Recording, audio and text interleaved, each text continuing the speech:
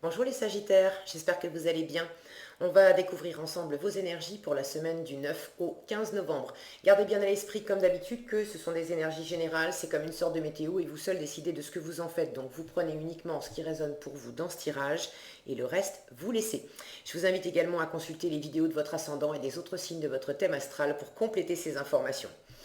Ici, l'énergie avec laquelle vous entrez dans la semaine, ce que vous voulez profondément, comment vous vous sentez, la force qui vous soutient, le challenge cette semaine, le résultat et un message pour finir.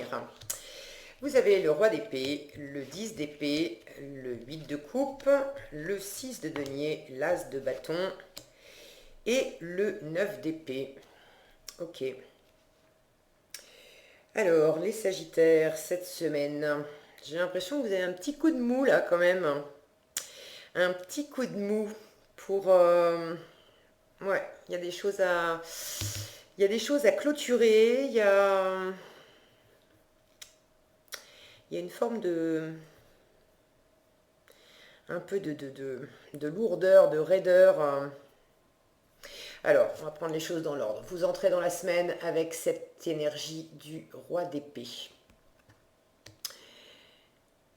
Ça, c'est une énergie qui est très froide dans le mental, dans le rationnel, dans l'analytique. Certains d'entre vous sont dans un état d'esprit à ne pas montrer. À ne pas montrer ce que vous ressentez, à ne pas montrer ce qui est lourd pour vous, ce qui est compliqué, parce que visiblement, il y a des choses qui sont pesantes. Ça peut être des doutes, des angoisses, une situation qui vous préoccupe beaucoup, et ce que vous voulez profondément, c'est justement dépasser cet état-là, 10 d'épée. Alors la bonne nouvelle, c'est que le 10 d'épée, c'est une fin de cycle, donc on arrive au bout. Et vous voulez vraiment arriver au bout de quelque chose qui vous pèse et pour lequel vous avez déjà beaucoup donné, beaucoup bataillé, beaucoup mis d'énergie, de motivation, d'action, de tenir bon, etc. Et là, en résultat de la semaine, vous êtes encore dans une situation, vous êtes presque au bout, c'est du 9 de bâton, donc avec le 10 après, c'est bon, c'est fini, mais vous êtes presque au bout et en résultat, vous êtes encore en train de tenir bon sur quelque chose cette semaine. Cette énergie avec laquelle vous entrez dans la semaine, là, vous montrez pas tout ça. Vous avez, vous affichez une froideur, un détachement, alors une belle maîtrise, hein, parce que on est avec une énergie de roi. Donc vous êtes bien posé, intellectuellement, mentalement, vous rationalisez, vous tenez bon. Mais s'il y a des choses qui vous agitent, qui vous inquiètent, qui sont lourdes intérieurement, ça ne transparaît pas. Ça ne transparaît pas. Pour certains, euh, j'ai l'impression que pour certains, c'est quelqu'un qui est à vos côtés, ça. Le roi d'épée, symboliquement, c'est une personne d'autorité. C'est alors quelqu'un qui a réellement une autorité de par sa fonction. C'est souvent des personnes qui peuvent être des hommes de loi, police, justice, notaire, des gens qui peuvent être aussi, qui peuvent avoir un métier avec une forme de mentorat.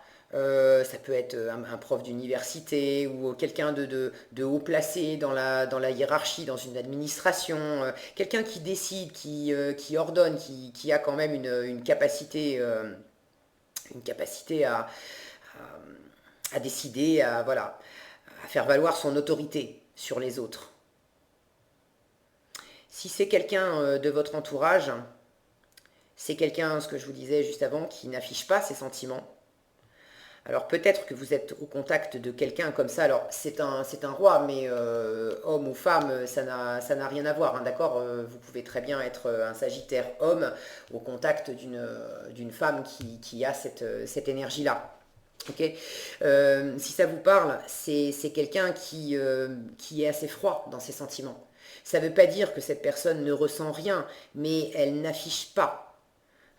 Typiquement, ce roi d'épée, c'est pas si on veut un câlin, si on veut de la chaleur, de la tendresse, des bisous, de la complicité, des choses simples et tendres, c'est pas vers lui qu'il faut se tourner. Lui, il va vous parler boulot, il va vous parler euh, loi, il va vous parler papier, il va vous parler théorie, voilà, le monde des idées, des trucs bien carrés, bien ordonnés, ça c'est ok. C'est quelqu'un qui est très érudit, le roi d'épée. On peut apprendre beaucoup de choses avec un roi d'épée, avec quelqu'un qui a une énergie de roi d'épée dans son entourage. Mais c'est vrai que émotionnellement, il faut quand même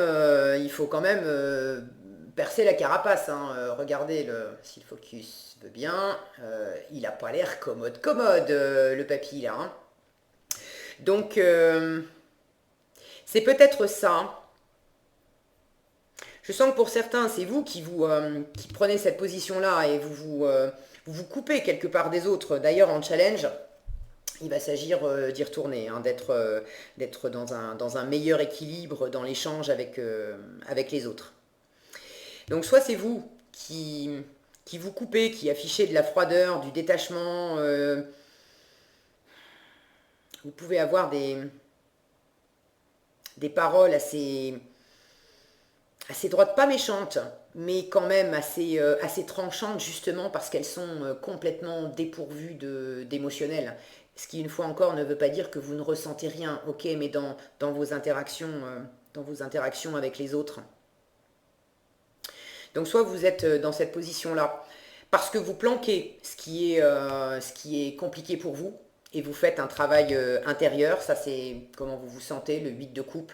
Ça, c'est un retour à soi, c'est une introspection, c'est de laisser derrière soi tout ce qui nous convient plus, de chercher vraiment la voie en soi et de se laisser guider par son âme, son cœur, son intuition et de revenir à son vrai chemin. D'accord?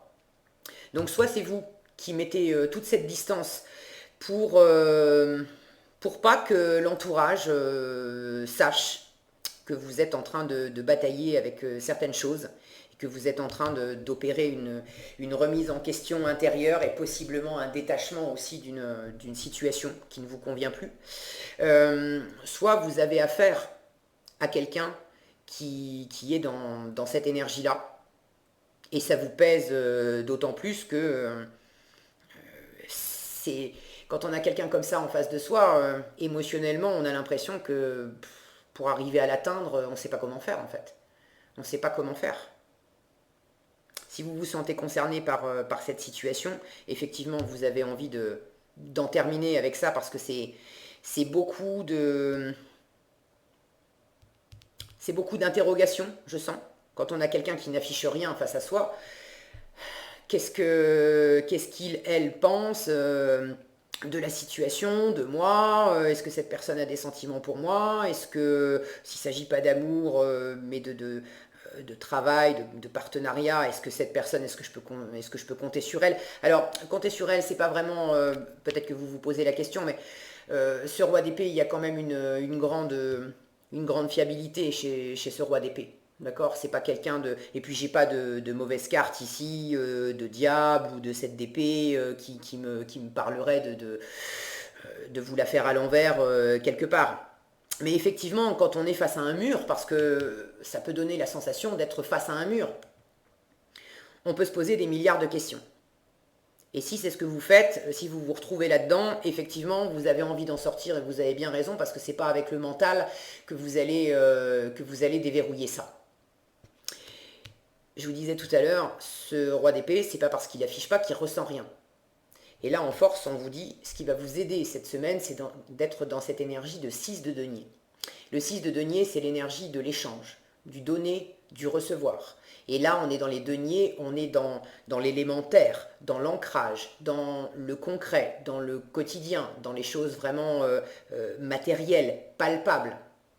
Donc si vous avez affaire à une personne qui est dans cette énergie assez froide et qui ne communique pas, qui ne montre pas ses sentiments, c'est à travers le faire ensemble et le faire équitablement, de revenir à des choses simples mais assez terre à terre, que, que ça va le plus vous porter et vous aider à sortir de ça.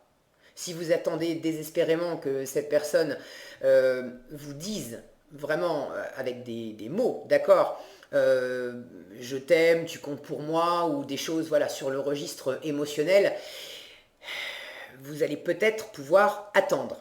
En revanche, si vous proposez à cette personne de passer un moment avec vous, peut-être, alors j'allais dire d'aller au resto, mais bon, c'est vrai que là, avec tous les départements, couvre-feu et tout ça, bon, alors le resto, vous le faites à midi, d'accord.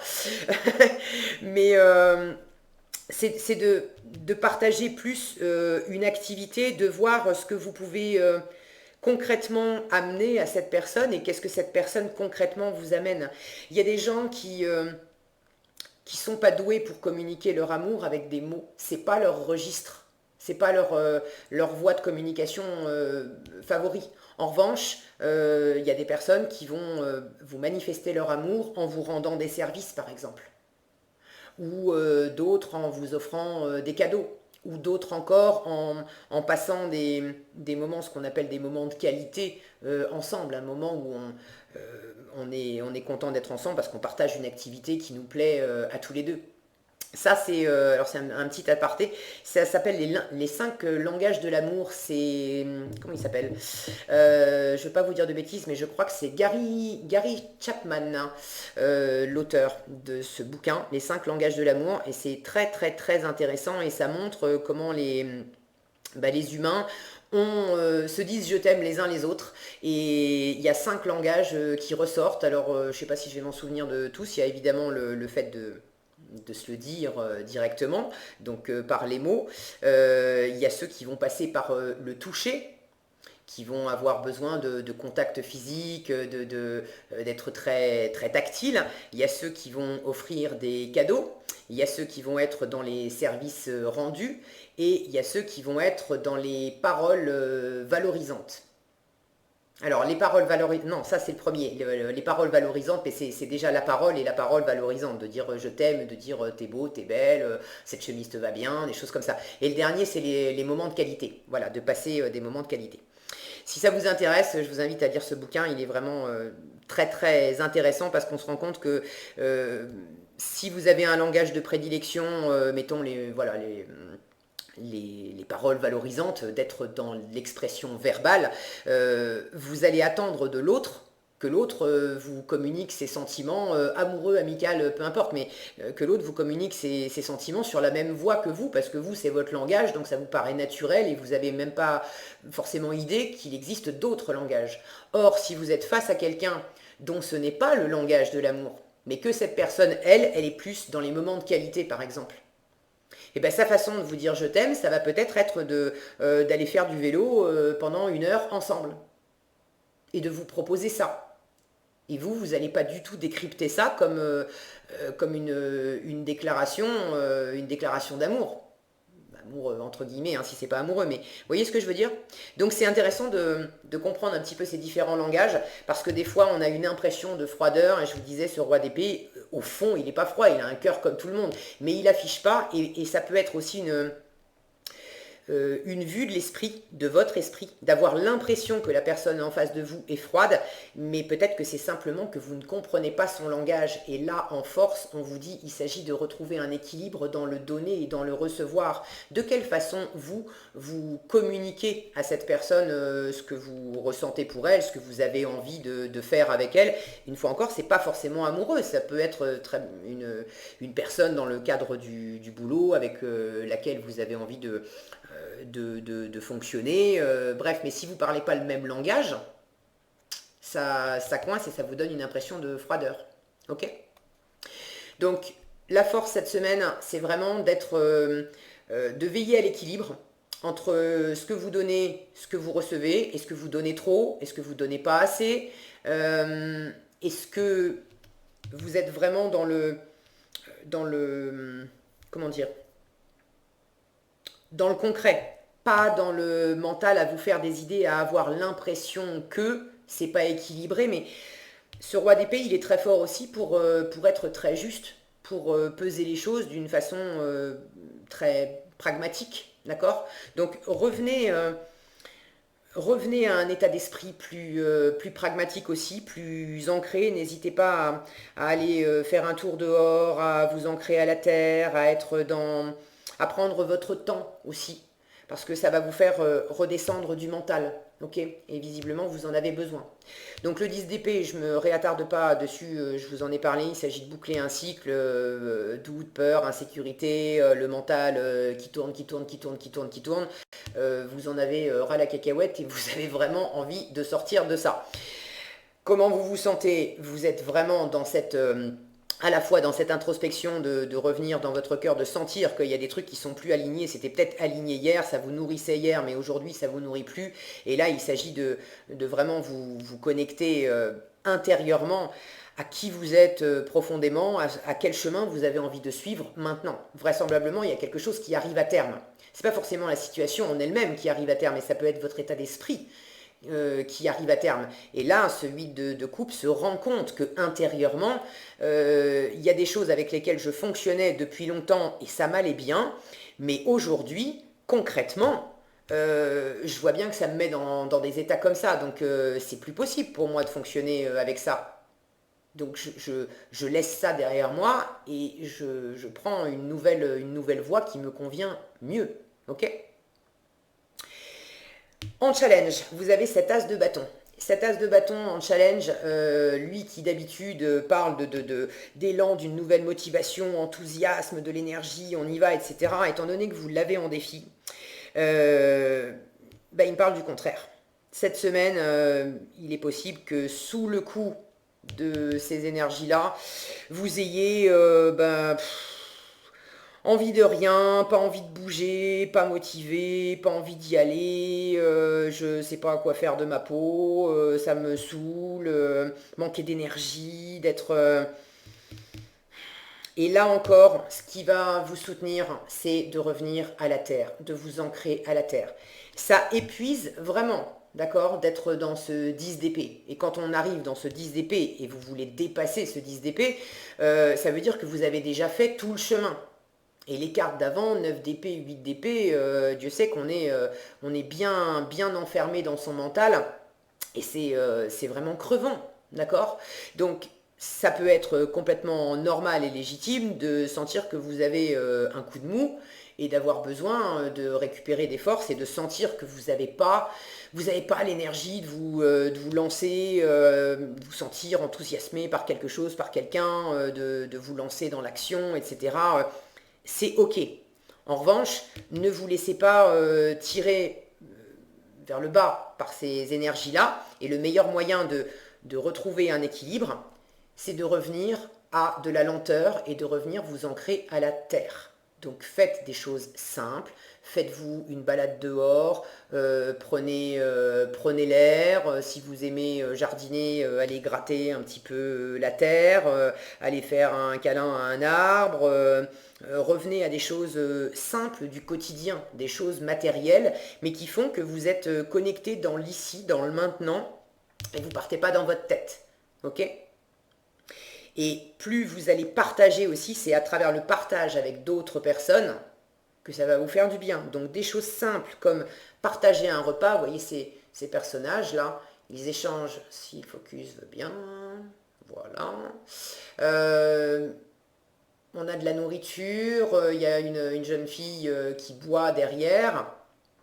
Partagez des choses simples avec des gens autour de vous, d'accord? Mais ça va vous aider à redescendre et à rééquilibrer ça.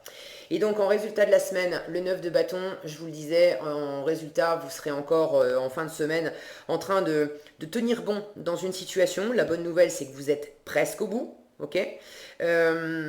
Tenir bon, il y a peut-être encore des efforts à fournir, vous avez peut-être encore, tous ces bâtons, hein, c'est des responsabilités, c'est des activités, des choses qu'on porte à bout de bras et qui commencent à être lourdes. Donc vous n'êtes peut-être pas complètement sorti de la situation en fin de semaine. Ce 9 de bâton peut nous parler également d'avoir construit, mis une barrière autour de nous pour se protéger. D'accord? Donc vous êtes encore dans cet état de protection en fin de semaine Ce qui peut tout à fait se comprendre aussi si vous êtes intérieurement effectivement très fatigué dans votre mental avec une baisse d'envie, une baisse de motivation, etc. Et qu'en plus, vous tenez bon pour ne rien laisser paraître. Ok? Qu'est-ce qu'on a ici? Le 9 de la prospérité et le 8 de la pensée. Alors, je vais commencer par le 8 de la pensée parce que je vous disais, si vous voulez dépasser le 10, c'est que vous avez déjà fait le chemin. Avant, il y avait le 9, le 8, et c'est pas des énergies confortables. Ça, c'est le 8. Le 8 de la pensée, donc le 8 d'épée. Vous avez l'impression d'être prise au piège et que jamais vous ne pourrez sortir de la situation actuelle, mais ce n'est qu'une illusion. Le 8 d'épée nous parle vraiment d'une illusion mentale. On s'est enfermé soi-même dans des pensées, des croyances limitantes, des je peux pas, j'y arriverai jamais, c'est trop, et ceci, et cela, d'accord. Et on vit dans sa tête, mais on n'est plus dans le réel, ok. Et c'est ça qui nous enferme et qui nous fait mal. Jurez-vous de ne pas subir ce que vous vivez. N'attendez pas que quelqu'un vienne à votre secours. Agissez et trouvez vous-même le chemin de la liberté. Et ce chemin, vous allez le retrouver en décrochant de vos pensées, et vous y êtes presque, hein, en décrochant de vos pensées et en revenant au matériel, au concret, à la réalité, à ce que vous vivez ici et maintenant. D'accord? Là, vous allez récupérer de l'énergie, vous allez décrocher de toutes les pensées qui ne sont que des pensées. D'accord? C'est pas réel. Et ça vous permettra de vous reconnecter à cette énergie, à votre vrai chemin en vous, pour retrouver de l'énergie, de la motivation, de l'enthousiasme pour vous diriger vers de la nouveauté, entamer un nouveau cycle. Ok? Là, la difficulté, c'est de terminer un cycle qui vous plombe pour en entamer un nouveau qui vous éclate. Mais vous êtes vraiment au bord. D'accord? Alors, ne vous laissez pas plomber par le mental parce que finalement, dans la situation, quand bien même il y a des choses extérieures qui sont compliquées, votre pire ennemi ici, c'est vous-même. D'accord? Et le 9 de la prospérité, on va terminer avec une très belle carte. Le 9 de la prospérité vous dit la vie est merveilleuse, le travail réalisé pour que vos rêves se concrétisent vous donne un sentiment de paix et une grande satisfaction. Dégustez ce moment de plénitude, faites-vous plaisir et offrez-vous de luxueux petits cadeaux. Vous n'avez plus de soucis d'argent et vous êtes maintenant indépendant, profitez-en. Ce 9 de la prospérité, c'est le 9 de denier, donc on est encore dans l'élémentaire. Le 9 de denier, c'est typiquement l'énergie où on prend soin de soi. Tout ce qu'on a autour de soi, on se le doit à soi-même. Donc on fait les choses par soi-même et pour soi-même. Donc là, vraiment, tout ce que vous allez pouvoir enclencher cette semaine pour vous, dans des choses simples, de l'ici, dans le maintenant, des choses concrètes, ça vous fera du bien. Ça peut passer par une chose aussi simple que d'aller faire les boutiques et puis d'aller vous offrir un joli pull ou un joli pantalon alors que ça fait hyper longtemps que vous vous n'êtes pas acheté une fringue sympa. Vous voyez ce que je veux dire? Mais ça va vous aider à vous remonter et à prendre soin de vous. Ok? Voilà ce que j'avais pour vous les Sagittaires cette semaine. J'espère que cette vidéo vous sera utile. Si elle vous a plu, je vous invite à la liker, la partager, la commenter. Et pour être averti quand je publie de nouvelles vidéos, il suffit de vous abonner et d'activer la cloche des notifications. Prenez bien soin de vous, passez une excellente semaine et je vous dis à bientôt dans un prochain tirage.